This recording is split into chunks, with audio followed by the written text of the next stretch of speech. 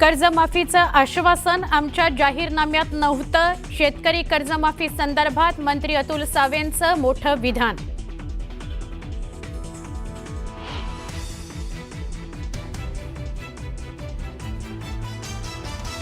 पुण्यामध्ये अजित पवारांच्या कार्यक्रमात कर्जमाफीच्या मुद्द्यावरून बच्चू कडू समर्थकांचा राडा. बच्चू कडू समर्थकांकडून कार्यक्रम स्थळाबाहेरही जोरदार घोषणाबाजी.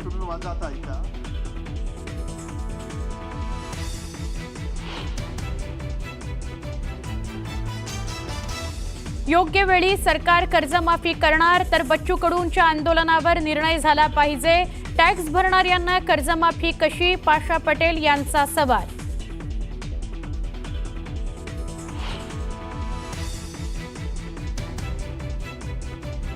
रोज मरण्यापेक्षा एकदाच मरणं परवडेल.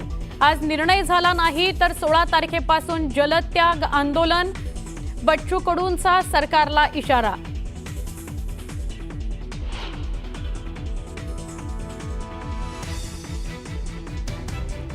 बच्चू कडूंना आजही मुख्यमंत्र्यांचा फोन. आम्ही कर्जमाफी नक्की करू, थोडा वेळ द्या. मात्र मुख्यमंत्र्यांच्या विनंतीनंतरही बच्चू कडू आंदोलनावर ठाम.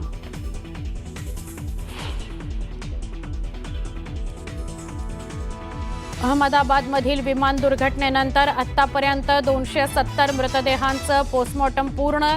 220 जणांचे DNA सॅम्पलिंग पूर्ण तर 7 मृतदेहांची ओळख पटवण्यात यश.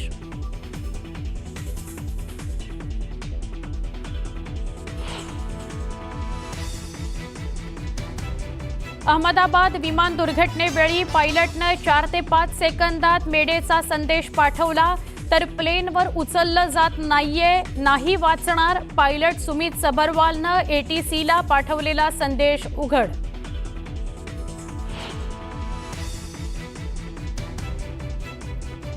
जोरदार पावसामुळे जून महिन्यातच बीडमधील 11 प्रकल्प ओव्हरफ्लो. धरणं भरल्यानं नागरिकांच्या पिण्याचा आणि शेतीकरता पाण्याचा प्रश्न मिटला.